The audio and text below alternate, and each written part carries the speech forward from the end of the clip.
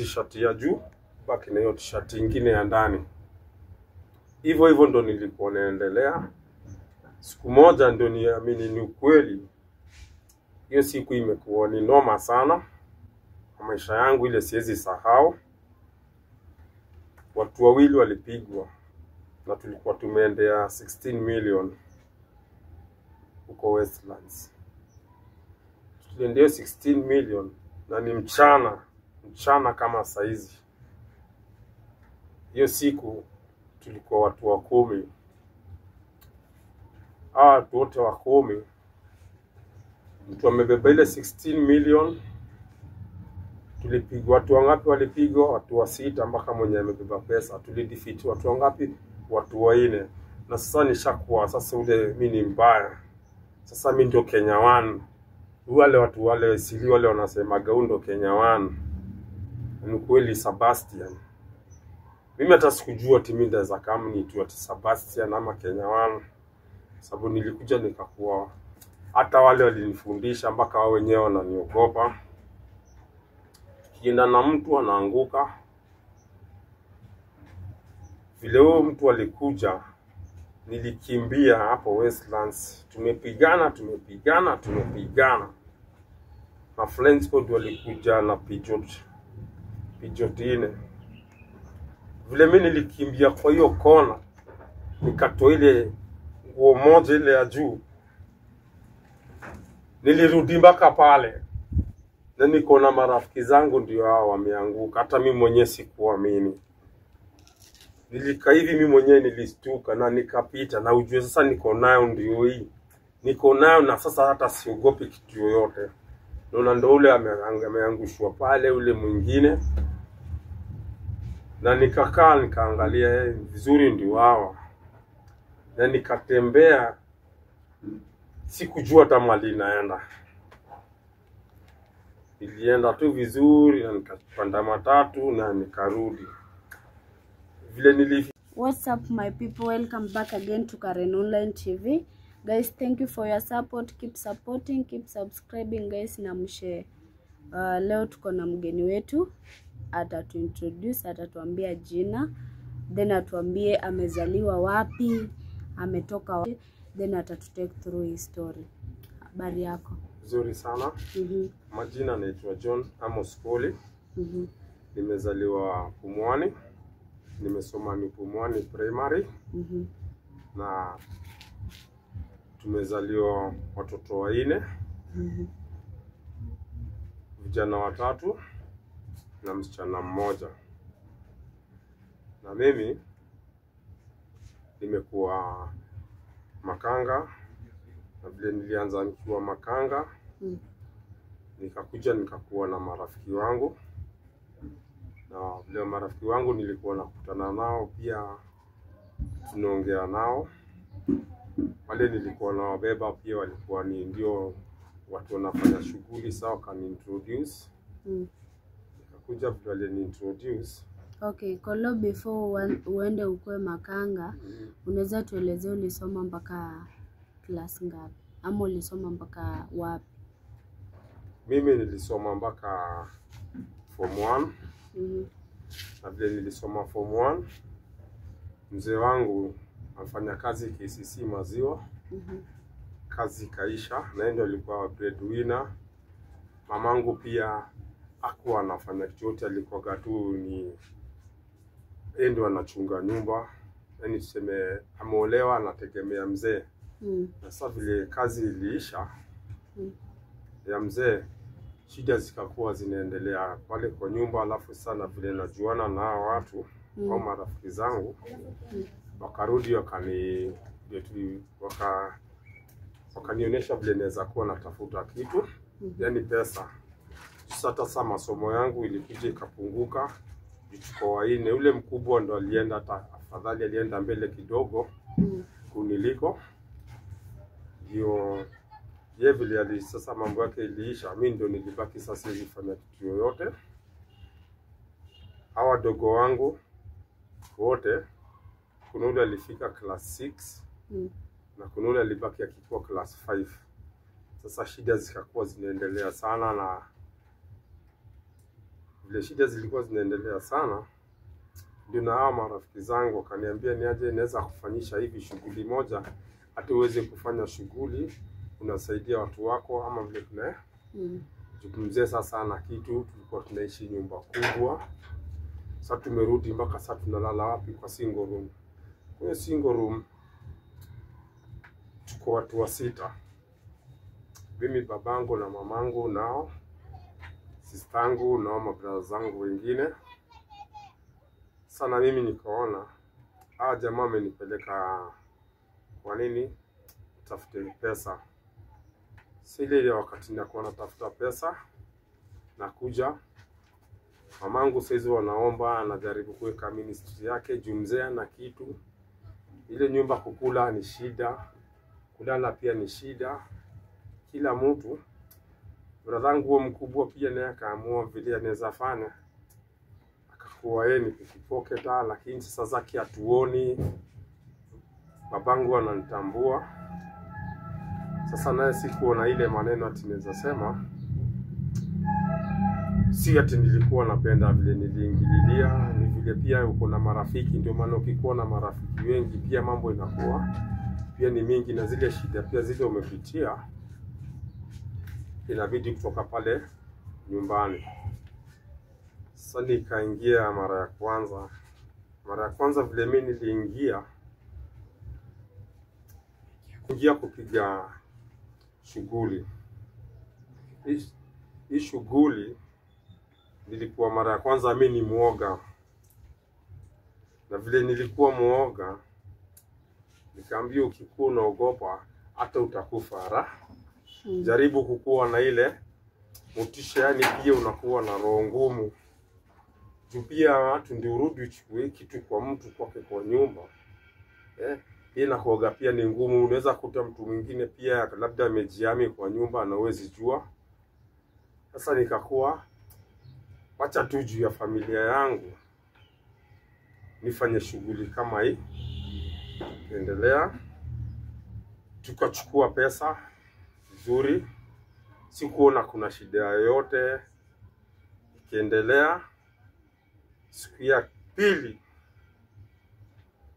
tukienda pale ushirika. Kwenda ushirika tukaingia kwa nyumba. Hapo tukachukua $500,000 vizuri sana, na hakuna mtu hata alisumbua manini. Tukawafunga vile tuliwafunga, tukatoka. Tukapitia nje ya Pumwani. Sio ilikuwa Pumwani shelter peke yake, lakini maternity kwa pande nyingine. Tukaingia majengo, tukamalizana, kila mtu akaenda zake, mimi nikarudi. Nikakuwa naanza starehe. Unajua sasa umevutishwa line, mambo ya matatu. Mimi nikachata mambo ya matatu, ikakuwa sionekani hata nikikuwa mimi makanga. Naendelea sasa, wale watu tunakujaga, tunapatana, tunachora, nikaonesha kwa mama mwingine hapo California. Huyo mama alikuwa ni mama wa Chang'aa. Tunapatanaga, tunaongelea mambo yetu pale. Tunajua ikifika masaa fulani ama askari wanageuza shift. Siku kukuoga mambo ya ati kama saa hizi wako throughout kila mahali. Sasa hivi huwezi jua ni nani ndio nani. Juu kitambo ilikuwa watu na askari wanageuza shift ikifika 6:30, wale wa usiku wanaingia, wale wa mchana hapo wakigeuza hiyo shift. Sasa tukiwa kwa ule mama, ikifika 6 tunajua wale ametoka, na sisi tumeingia kwa ule mama kitu kama saa 10. Tumekunywa Chang'aa, sisi ni walevi. 6:30 tumetoka, tumeingia kwa watu kwa manyumba zao, tunawapishia. Mpaka ndio nikaanza kujua mpaka Kisomali. Naweza bishia Msomali, namuita mpaka kama ni mama tunajua ni mama. anauza wapi, anafanya kazi yake ni Garissa Lodge, labda ndio anauza hizo gold hapo Garissa Lodge. Namsalimia hata na Kisomali ama namuita na Kisomali, anafungua mlango, namwambia labda mimi ni mtu wa matakataka, anafungua mlango. Akifungua hivi, tuko mtu kama mtu 7 tunaingia kwa nyumba. Kuna wale walikuwa wanafanya ndio vitendo mbaya, walikuwa wanaingia wanarepu watu, wanachukua pesa, but mimi sikuwa nikarepu mtu. Mimi nilikuwa mimi natafuta pesa kwa sababu ya watu wangu. Wengine pia walikuwa wakiniambia, wewe mbona hutaki kufanya vitu kama hizi? Mimi namwambia mimi nataka pesa, sitaki mambo mingi. Wengine walikuwa wakisema huyu amekataa, tukipata mtoto mdogo kwa ile nyumba zile madhambi yatafanyiwa. Hizo zote zilikuwa zinakuja zinafanyikia hapo, kwa sababu kila mtu alikuwa na shida zake na kila mtu alikuwa anatafuta. Na vile unatafuta unatoka, tunaenda vizuri. Tumekula mara ya kwanza, mimi nimekula mara ya kwanza, mara ya pili, mara ya tatu Sunday ilikuja ikanistua. Mara ya tatu hawa watu ni watu wangu, lakini siwezi wataja majina. Kuja kaniambia, hii kitu hata vile tunakupatia ubebe, ushaipiga ukasikia ama unaonaga tu sisi tunakuaga tu hivi. Ndio kijana mmoja kaniambia, leo nataka uone usikie vile hii kitu inaliaga kikua kwa nyumba ya Mungu. Tukaenda na tulikuwa tumeshachorewa. Yaani tumwambiliwa mpaka huyu mtu ametoka Garissa Lodge na amebeba kiwango fulani ya pesa. Tukaenda kwa hiyo nyumba, kufika ule mtu akafungua vizuri, kufungua tukaingia sisi wote. Kuingia ikakuwa ule jamaa akakuwa pia ni kichwa ngumu, hataki kutoa hela, akona mtoto mdogo. Ule jamaa rafiki yangu mmoja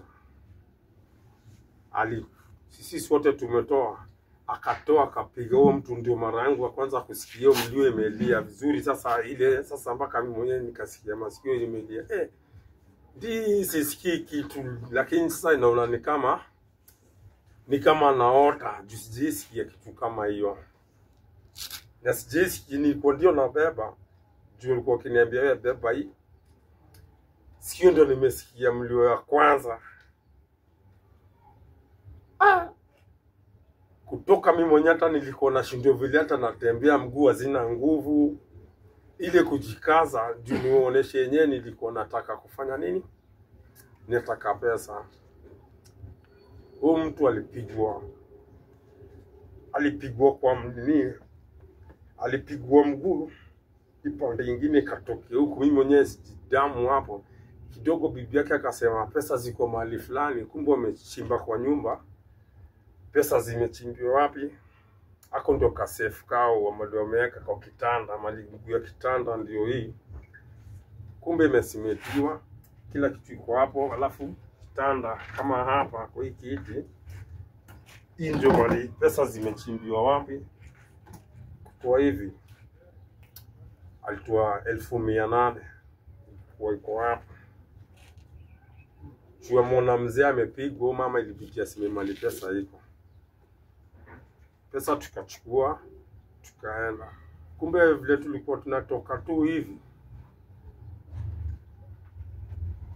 maskari pia wakafuana, wameshafika. Ikabidi sasa hapa, na ndio nimesikia hiyo mlio. Rafiki yangu akaniambia, ukitaka kukufa waoneshe mgongo, na ukitaka vizuri itabidi tupigane nao. Na ndio nimesikia mlio, hata sikuwa hajafanya tena.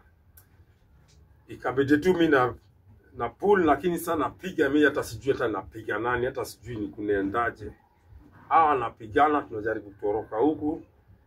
Mwingine anaenda kivyake, pia mimi nikajaribu nikadefeat hapo. Mtu mmoja akaanguka. Kwanza ule mtu amebeba hiyo 1800. Sasa vile ule mpigwa ule jamaa amepigwa na yeye ndio amebaki na ile 1800. Ile 1800 sasa imebaki tu na kitu. Na sasa hatuwezi baki tena hivyo. Itabidi tena tutafute mali pengine tena tuingie. Mimi na ile uoga yangu. Na hiki kitu nishapiga mara moja, mara mbili. Sikujuaga ikikuwa moto huwezi rudisha wapi kwa mwili. Na ile kuogopa sasa mimi nilirudisha juu sasa sitaki kila mtu aone ni wapi mimi naenda na hiki kitu.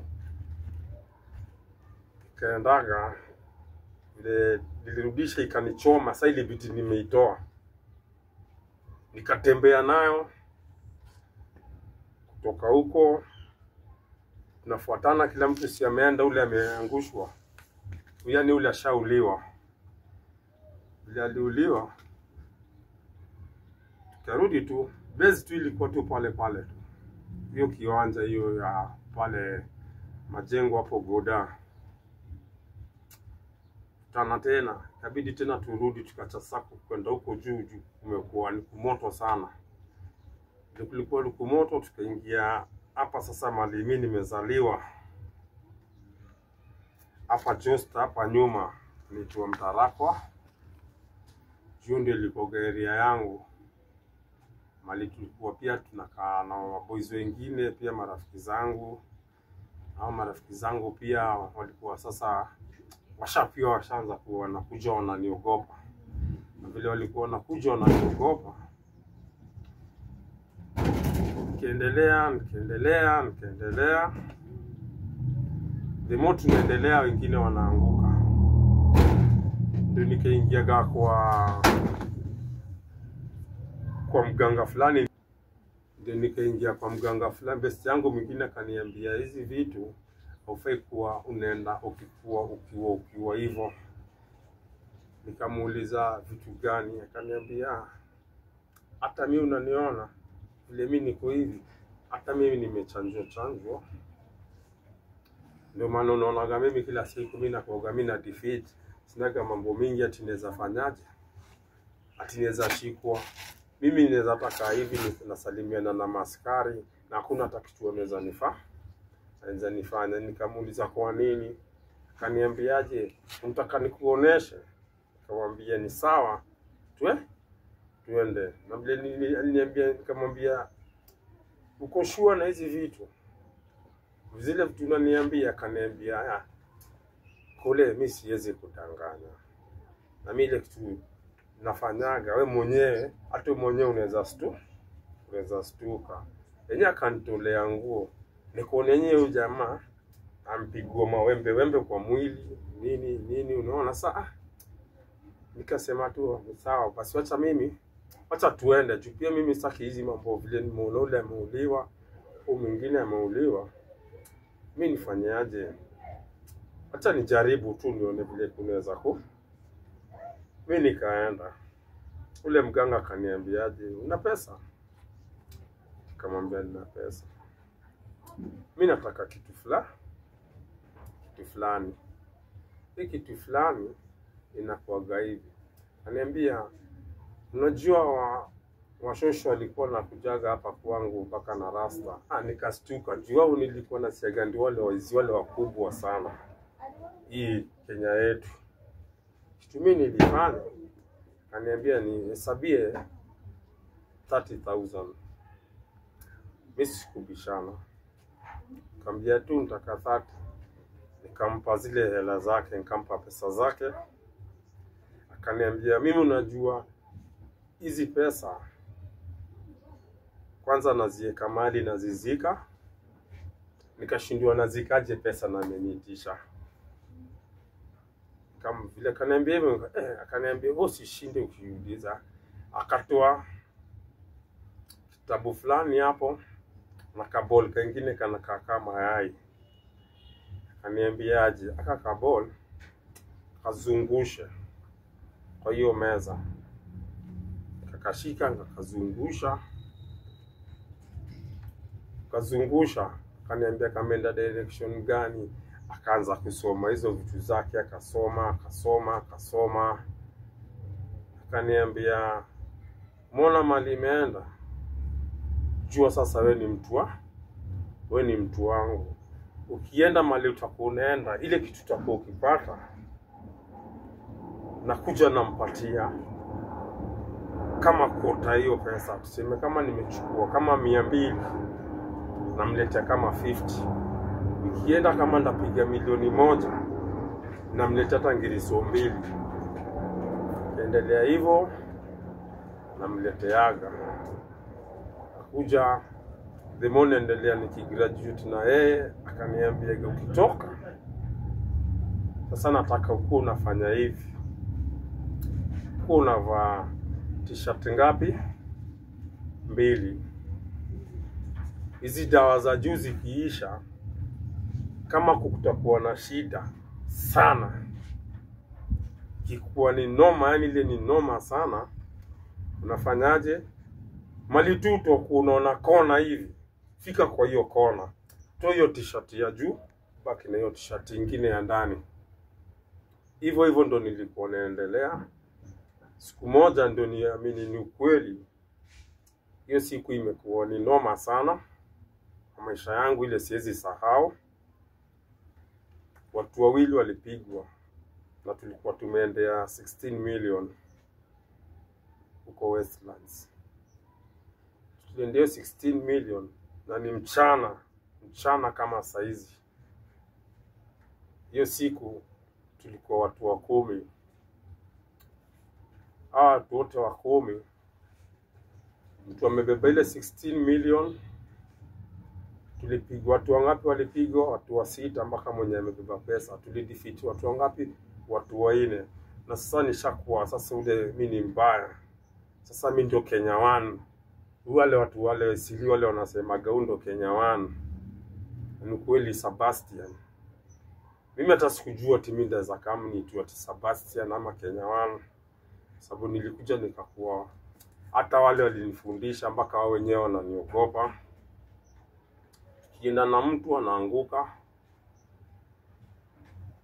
Vile huyo mtu alikuja, nilikimbia hapo Westlands. Tumepigana. Na friends code walikuja na Peugeot 4.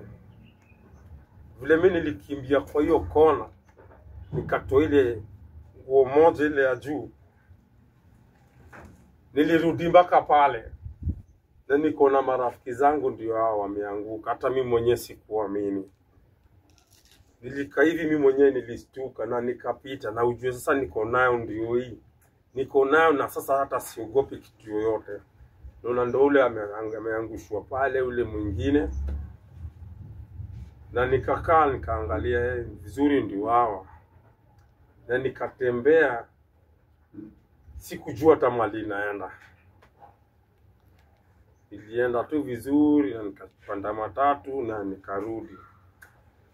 Vile nilifika town hapo Posta,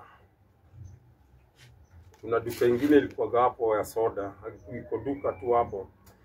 Nikachukua soda ya kwanza Fanta half liter, nile mambo nimeona. Nilikunywa half liter 4 ndio nipatie tu nguvu juu ile mambo nimeona hata sikuwa natarajia.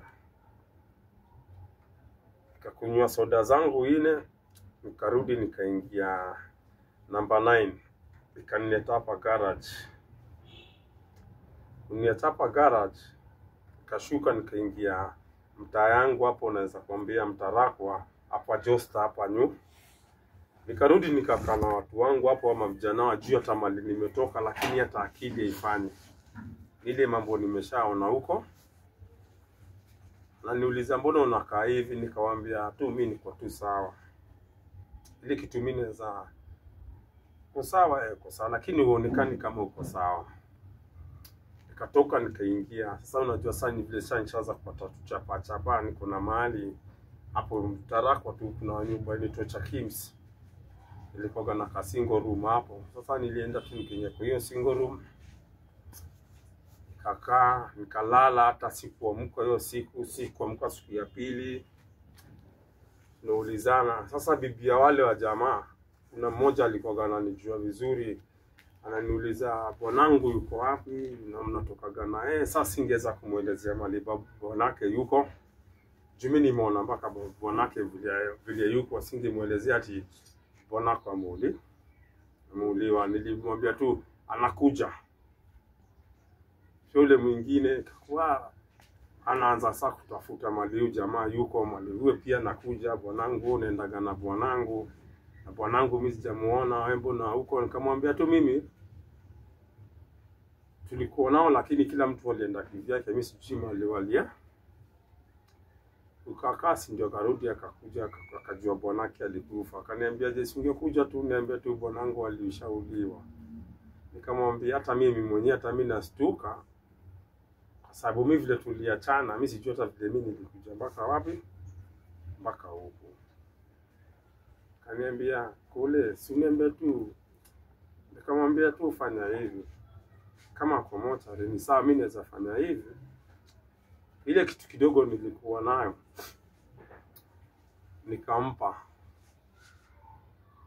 nikampatia, akacha kunisumbua. Kaniambia na tushajua sasa amekufa, sasa tutafanyaje?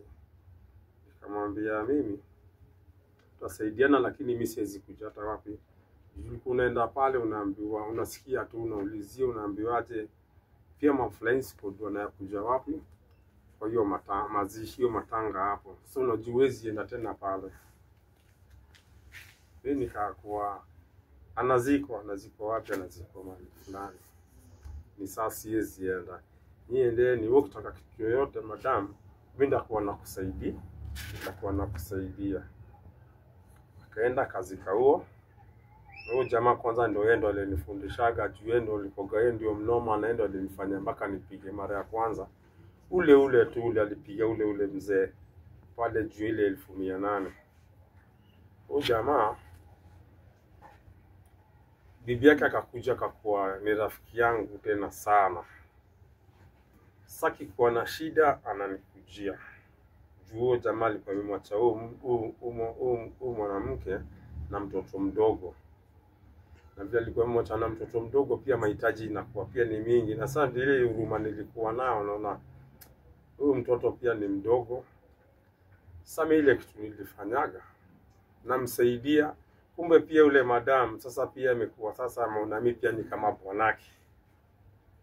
Namsaidia na sana arudi ananionyesha tena nikuwe mtu wake. Nikasema mimi siwezi fanya kitu kama hiyo, yule alikuwa ni rafiki yangu, mimi ndakuwa tu nakusaidia.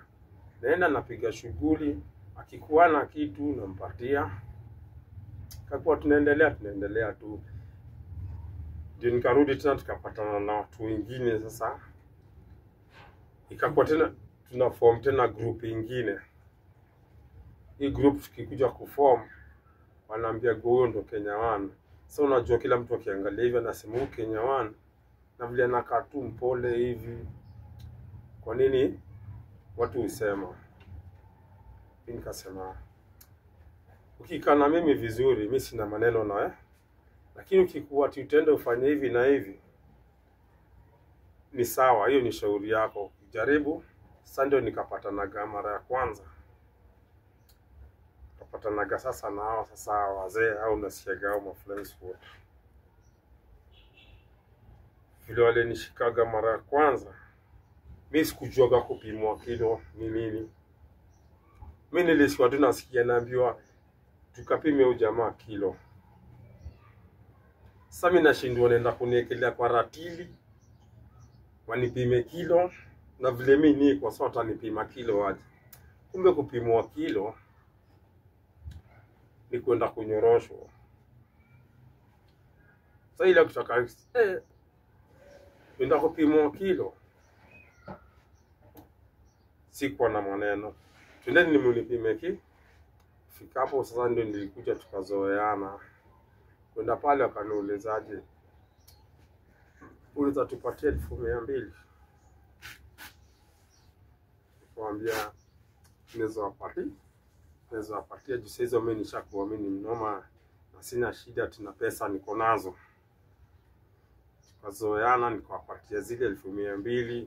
Wakaenda wakaniachia Kangundo Road pale Mama Lucy, kwa hiyo miti moja kubwa hapo Mama Lucy. Ndio aliniachia hapo Mama Lucy kwa hiyo miti. Wakaniambia shuka na usitaki uende aje, usiangalie nyuma. Lakini kulingana na mimi juu niliona nikienda hivyo jamaa wataninyorosha kwa mgongo, nilienda sasa nikiwaangalia na mbele. Vile nilienda nikakaa kwa hiyo miti, wakapanda kwa hiyo gari na wakarudi wakaenda. Sasa hapo ndo nilirudi nikaingia wapi, nikarudi tena Isili after kwenda kuhesabia juu walinipeleka mbali ndio niende nitoe pesa. Kila kitu ilikuwa kila kitu chini. Wakuchukua kitu nilikuwa nao, hiyo moto, hiyo gun. Wakuchukua, waliniachia juu nilikuja nikawapatile 1200. Niliendelea ikakuwa sasa na watafuta, nikipata kitu na wapatia. Sasa na deal na saa tu wameongezeka idadi, na deal na ule mganga, na deal na wale hivyo. Nikakuja nikakaa hivi. Siku ile nilipiga milioni 3.5 na nilikula hiyo pesa. Nilikula pale wanaitwa Japangara. Ingara hiyo Equity iko hapo ingia na ziwani hapo.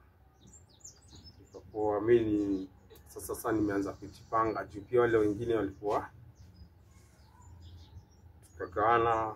Nilichukua milioni 3.5, tulikuwa tumekula pesa mingi. Hao wengine pia walikuwa juu mimi ndio nilikuwa nikisema nda kupatia nusu milioni, hiyo ndio nilikuwa nakupea kwa sababu mimi ni Kenya One. Kenya One akisema kitu ndio hivyo, itabidi tunyoroshane. Na kama tutanyoroshana itakuwa ni mambo mingi. Still bado tunarudi tu wale wengine tu bado mimi na wa recruit. Narudi tena naonesha kwa ule mama pale juu kwa Chang'aa vile kunaendaga na mali tunakutana. Siku moja tena tukakutana wapi pale. Wale maaskari wa ushuru wakakuja. Mama Chang'aa hapo. Na mama Chang'aa alikuwa shaniogopa pia. Niogopa wale maaskari wa ushuru. Ule mama alifanyaje? Na anaishi second floor. Na anajua tunaingia shughuli. Ule mama alirukaga kutoka kwa hiyo gorofa na dirisha. Akaenda akaanguka. Hata uzuri ya kukufa alivunjikaga mguu zote. Kuvunjikezo mguu zote. Wale maaskari walifanyaje? Kakuja vile waliona ule mama ameanguka, hata kushinda kuja kutuangalia ama hata kutupiga tero ama nini. Mama ameanguka, walisema tu hivi, amkeni tuendeni. Wakatupeleka pale hapa 7 seat kulikoga na kwa chief. Wakaenda mpaka wakatufungia.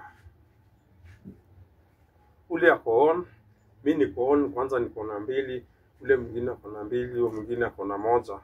Hiyo ni bunduki ndio. Tuko na bunduki. Sasa hizo mimi na bunduki 2, yule na 1. Huyo mwingine ana 2. Umeona? Tumeenda tumefungiwa pale. Hata ile kutupiga search hata ile ndio kituweka pale wa kutupiga search. Ile mambo vile wamonole mama ameru. Ukakaa wakatuambia aje, mnakaa kitu? Mko na pesa? Tuachilie yule mama, hatuwezi enda kumrudia. Ama basi mkae Land Rover itoke Pangani ikuje iwachukue Nikauliza, mnatakaje? Pesa ngapi mnataka?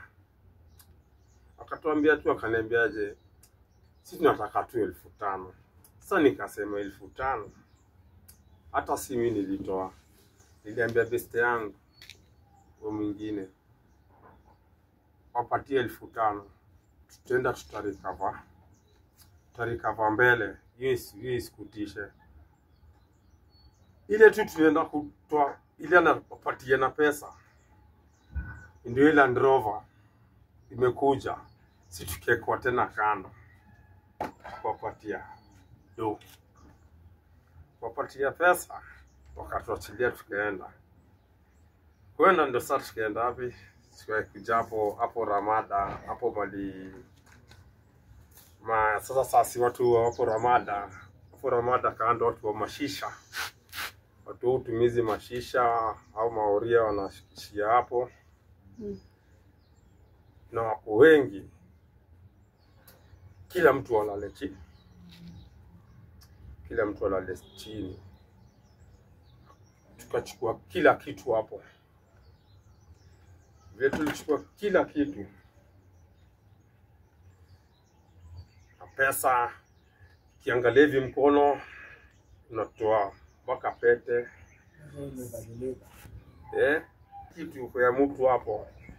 Kiangalia mkono wako kuna gold, inatolewa.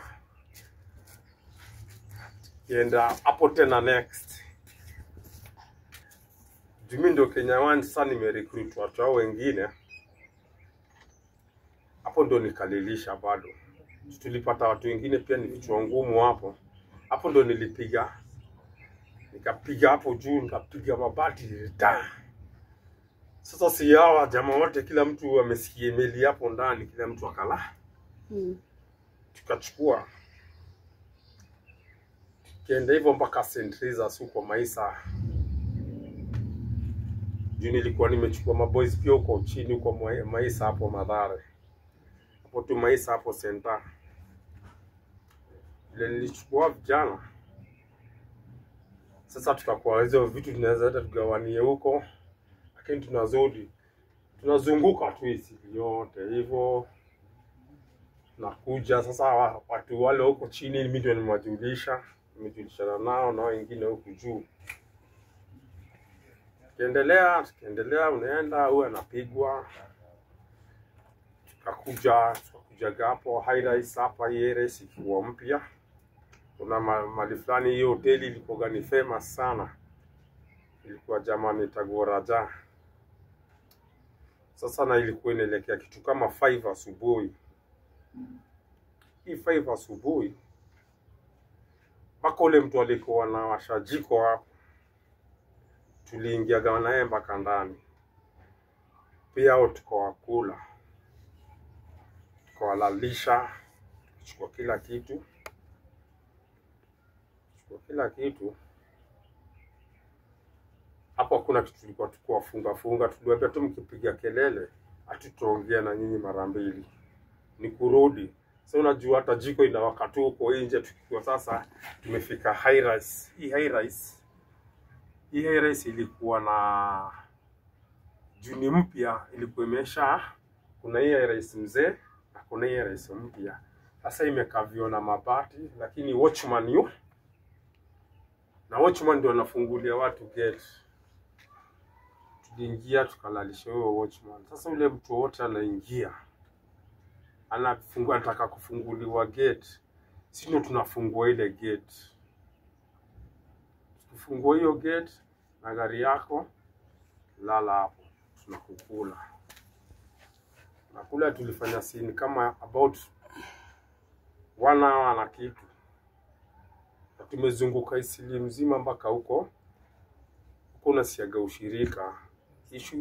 Ishule inaitwa race course. Tunaingilia race course na tunaingilia. Kuja ndio toke Ipumwani shelter. Turudi tuingie wapi? Hapo high-rise nawaelezea. Tukamaliza. Watchman hatukumfanya kitu yote. Tulimfunga tu hapo na zile vitu wako nazo. Hapo tulikula gari kama 4. Tukija tukitoka tuna bado wale jamaa pale tunaona jiko tu inawaka lakini watu watoki nje. Wako bado kwa hoteli ni ile kuogopa wameogopa. Tukarudi tukaingililia majengo hapo hivi chini. Huko tukaingilia huko unasiaga Kanoko. Ingilia Kanoko kuna ground hiyo tulikuwa tunaingiaga bado ilikuwa ni ground yangu juu watu wengi sana si nimesoma nao pale. Kwa hiyo ground kuja tugawane kila kitu, kila mtu achukue vile anachukua. Kila mtu ako sawa, kila mtu ako sawa. Kila mtu akaenda. wale kupanda juu alipanda, kwenda hivi kila mtu alienda. Kiendelea nikawa recruit wengi, na recruit ule mtu niona huyo mjamaa na kani mtu mzuri, mimi nilikuwa namuonesha wewe nifuata, napiga naye, tunaingia naye mambo mbili, lakini namwambia tu bado utakufa. Mimi nilijua mimi nalipa wale watu. Sasa niko na watu wangapi wale maskari, sasa wanaendelea bado wakinijua. Sasa nikiendelea pia demo naendelea, tunapatana na maepi au maepi bado washanijua. Mimi nilikuwa nampea shilingi 50. Kama wewe ni blue boy nakupea 100. Kama wewe ni OCS, mimi nakujenga tu yako ile, juu pia wewe ni mkubwa kidogo. Mimi nakupatia hata kama ni 2000, wewe si wewe ni OCS. Nakupa 1000, nakupatia 2000. Tukisumbuana tuacha tupatane tu kwa mbele, ukitaka kunipiga unipi. Lakini juu nilikuwa naingia pale bado natumia zile vitu za wale wa jamaa, watu wale mimi nilikuwa naogopa ni ma flying squad juu. Hao walikuwa pia wananiambia sisi ukiniletea mambo yako sisi tudiligi tuongeagi tunakukula, wewe kujaga tu wewe unatupatia mambo yetu. Sasa unajua sasa pia the more unapatia ule ule mtu pia anarudi anatolewa pale, anapigwa labda na transferiwa anapelekwa pale, ule mtu mwingine analetwa anakuja anaonesha ule jamaa. So unaona inakuaje? Ule pia ameletwa ameanza kunijua na ananitambua. Sasa hizi kuja kushindana na mimi. Ndio naambia pia huyo jamaa pia anaona ni mtu achezagi. Endelea. Sasa ikakujaga siku moja, sasa siku hiyo nilipeleka kwa mara yangu ya kwanza. Sasa kuingia Naivasha. Niliingia Naivasha hivi pale Kiroche. Kiroche ni hapa kando.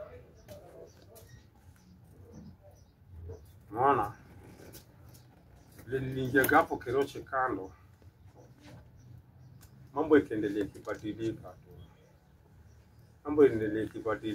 Ikabadilikaga tu, mimi na ile navumilia, juu pia wale na recruit demo na recruit demo pia wanauliwa, juu wengine wao wanatumia hata yani mtu tu anakuja kwa sababu ya shida. Vile pia ile shida pia mimi nilikuwa niko na ile shida nilikuwa nao, juu mtu ananiambia ule niaje tufanya hivi, niaje sina kitu. Nikiingia kwa bar sioneshi hata niko na pesa. Nakaa nikisikia naweza baia iba mzima pombe na wabaia. Sana sana ba yangu ilipoga Merangi. Nakaa nikibueka na hizi huku kote, kama sijenda Monte Carlo ama Hollywood, nachezea local yangu hapa Merangi. Juu Merangi nilikuwa naipendaga sana kwa sababu hapo kulikuwa na wanawake wengi sana. Kuna wanawake kama prostitute. Na prostitute wengi wao pia walikuwa ni mabeste zangu. Kulikuwa mtu wako na do na amekuja nazo hapo, walikuwa pia wananiambia kuna watu wako na pesa hapa, kuna mtu niko naye kwa hii room wako na pesa, kujichukue. Na simlet down. Akuja nachukua zile pesa. Ampa yake naenda. Sasa ndio nikuje juu nimerecruit watu wengi, nikaona sasa hapa mali imefika mwisho. Sasa next ni mimi ndaenda. Mamangu sasa ameanza kukua, ameinuka. Na vile sasa ameinuka, amekuwa pastor. Mzee bado mimi nacheza na mzee tu hapa kando. Na juu hizi pesa mzee nampea ni zangu. Nilifanya mamangu tu ananiombea, jana niliacha, namwambia mama mimi niliacha mambo mingi. Siku hizi nimetulia juu mpaka mama alinirudisha kwa nyumba. Lakini hiyo nyumba na ni kubwa na mimi ndio nali. Lakini pesa zote napea mzee. Kwa hivyo maisha tu ikaendelea kikuwa mzuri na kuwa tamu. Siku moja tu nikasema kuanzia leo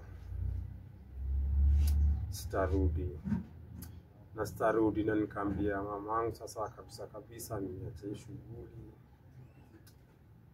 Ndio tu nilimwambia niache hii shughuli. Ndio nikapoteza mzazi wangu, ndio ananiumaga kwa roho kwa sababu aliniombea, alafu bado nenda kwa mganga. Yeye mwenyewe akawa anataka mambo ya waganga. Sababu tu ni maisha. Lakini singekuja nimfungulia mimi naenda kama kwa waganga juu bado ananiombea huku. Anataka tu niishi maisha mazuri. Hivyo ndio nikapoteza mzazi wangu. Kwanza sasa nikabaki na mzee peke yake. Siacha mambo mingi. Pia sasa nikikutana na wale maaskari nawapatia zile hela nilikuwa naibia kila mtu. Nikikutana mpaka dakika ya mwisho. Sio ndio Mekisonko sasa akisema kila mtu arudishe tools zake. Nilikuwa nishapatia wale maaskari hata hizo tools na nikamwambia kama ni donda kwa nawapea. Na ikakuwa hizi ndio nilibaki nazo pesa za mwisho na saa sirudi tena shughuli. Watoto wengi wamekufa hapo juu yangu. Ndio nasiaga uchungu. Nilikuwa nakujaga na wapatia wale maaskari pesa. Marafiki zangu walikuwa wakisema mimi ni informer. Sikuwa informer, nilikuwa nalipaga kodi yangu vile mimi nilikuwa naambiwa. Ndio maana mpaka wa leo mimi niko na maisha vile tu yananipeleka pia ni sawa. Sasa hivi nilishakubali. Vile nilikubali nikaamua tu kuwa dereva. Ile kitu mimi naweza sema kwa sasa mimi ni mzee, nina 40. Niko na vijana wangu na ni wapole sana, hata wezi jua ni wangu. Na wengine wale wako hiyo rika vijana wangu, mimi naweza waambia hivi, wale wanakimbia imbio inakuwa na mwisho. Na imbio vile inakuwa na mwisho, ukiona mali umefika hujakufa na umefikisha 40, huo ni Mwenyezi Mungu. Hata usikaienda vile ulikuwa unasikia nasema nenda kwa mganga atiende ni gange, hakuna mtu mwingine kama Mwenyezi Mungu.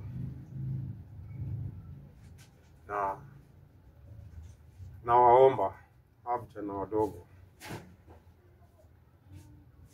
hii kitu nimesema jaribu kuweka kwa kichwa yako na ujueni maisha. Na maisha ni noma vile utataka, usitake dunia kupeleke vile unataka kuipeleka. Juu dunia yenyewe ni kale. Na ukisikia serikali iko na mkono mrefu itakupata hata uende wapi. Ndimo unaona sasa tunasikia tunaambiwa ati mambo ni digital. Ukisikia mambo ni digital, uliona hata news jana juzi, siliona ule jamaa vile alifanyia ule MP, salipatikana. Kwa sababu siku zetu tukifanya hizi shughuli hatukuwa na makamera kila mahali. Kamera zimekuja zitakutoa mpaka mahali wewe. Siku zetu hazikuwa hizo. Sasa hii mambo imebadilika. Na mimi naweza omba ule mtu anafanya hizi vitu ajaribu abadilike na ajue serikali na mkono mrefu kama ule jamaa alitolewa kwa TV